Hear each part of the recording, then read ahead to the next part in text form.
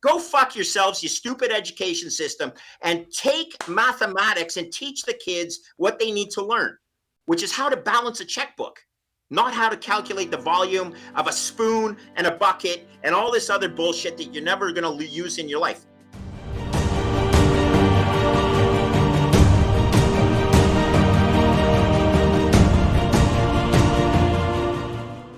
Let's start with the reality that the contagion effects and the systemic risks within the crypto market have knocked Bitcoin down a peg or two, no question, okay? Luna, I felt it survived the Luna debacle very well. So Do Kwon was not as smart as he thought, and his hubris guaranteed that he would get into trouble, okay? That happens on Wall Street all the time. If you think you're the smartest guy in the room, you're in big trouble, okay? But he thought he was the smartest guy in the room, and he was the stable coin king or whatever he wanted to call himself. At the end of the day, it was a bad model. It was actually the digital version of the Fiat Ponzi. That's what Luna and Terra were, the digital version of the Fiat Ponzi. Anyway, you get what you deserve. If you don't do your research, you get what you deserve, which is a bagel on the value of your seed equity. But the reality is this second punch coming in quick succession to the first punch, Luna, knocked Bitcoin down again. TikTok next block. Here's the funny thing. It's keeping working. The health of the network is identified. The DeFi protocols will all fail. Those aren't my words. Those are NYDIG's words. Every single DeFi protocol that exists right now is at high degree of likelihood of failing. This is healthy for the Bitcoin network long term.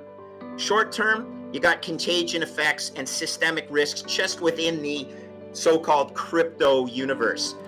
You know what? There's $1 trillion of crypto assets in the world right now. 1/2 of them are in shit coins.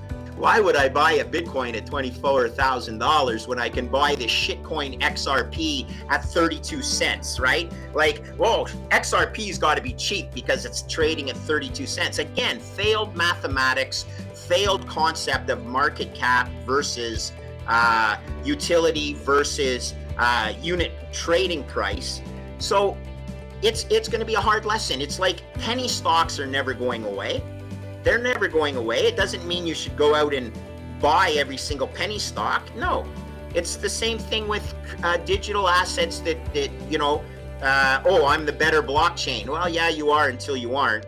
But you know, you can always sell hope and a prayer in a capitalist system, particularly when you have founders tokens and all this bullshit that incentivize people to go out and promote the new, latest, greatest DeFi. Go fuck yourselves, you stupid education system, and take mathematics and teach the kids what they need to learn, which is how to balance a checkbook, not how to calculate the volume of a spoon and a bucket and all this other bullshit that you're never going to use in your life. Yes, it's all math. Some of it is worthwhile, and others should be, you know, for the people that are calculating volumes of buckets and everything, that's what, 0.1% of the entire population of the world? Like, how about you teach people, every single person that needs to balance a checkbook, how to do debits and credits and understand how, you know, double entry accounting works and things like that. I mean, we have totally lost the plot here. There can only be so many engineers in the world. Not everyone has to be an engineer, but everybody needs to know how to balance a checkbook and manage a budget. That is simple. So when I say balance a checkbook, what I mean is just because you have $100 coming in doesn't mean you actually have to spend $100. The smart thing to do is to put some money away for the future and create wealth for yourself. How do you create wealth? Well, you certainly don't hold it in fiat money. Fiat money is guaranteed to debase. I've used this story. Here's another bingo story for you clowns. Okay, I'm going to say it again. I worked installing asphalt shingles as a 20-year-old kid, okay? That job paid me $5 an hour over an 8-hour day, $40 worth of fiat. That was intense work, okay? The value of my work energy went into the house, but it's in the hot, blazing sun. It's dirty, it's time-consuming, you lose tons of hydration. At the end of the day, I got $40. If I had kept that $40 in fiat money, and I kept it for 38 years, because I'm now 58, I just spent, in the United States, $56 US on a lobster roll and a beer. Think of that for a second. I spent 8 hours working in the sun 38 years ago, and I got $40 Canadian. And if I had kept it in that fiat for my work energy and consumed it 38 years later in a beer and a lobster roll, I was down 20 bucks. That is why you don't store the value of your work energy in fiat money. You need to store the value of your work energy in digital energy. What is digital energy? Oh yeah, it's called Bitcoin. You can store the value of your energy over time and space for consumption in the future, and know for certain that it will not be debased away from you, because it's math and code. Look, I never held all of my wealth in bonds, and I still don't hold all of my wealth in Bitcoin. I am a diversified risk player, okay? What does that mean? By being a good risk manager, it doesn't mean putting all your wealth in one risk bucket.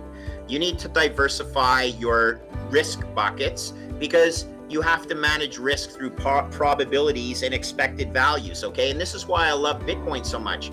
Some of the Bitcoin maxis say, Foss, if you love Bitcoin so much, how come you're not 100% invested in Bitcoin? And the answer is simple. Bitcoin's the best asymmetric return opportunity I've ever seen in my life. I don't need to be 100% in order to reap the rewards of the upside, okay? So again, this is a personal portfolio allocation that you need to determine for yourself.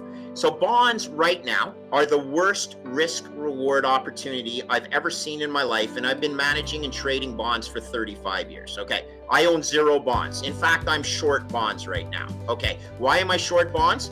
Because I'm borrowing money. By borrowing money, you're effectively short bonds, okay? Because right now it pays to be a borrower, not a lender. I've never been shorter bonds in my entire life than I am right now. Secondly, I don't have 100% of my wealth in Bitcoin. It's spread amongst a basket of hard assets, but of my wealth, 40% is in Bitcoin. It's not 100, nor do I think it needs to be 100, but some people out there have 100% of their wealth in Bitcoin, and they've seen their wealth get hit lately because Bitcoin is 1/3 of its all-time high. That's what's called asymmetry. Asymmetry means volatility up, volatility down, but the next volatile move up is higher than its last all-time high. But you can't put all your money into it. When it comes back down, you have to have dry powder to be able to buy it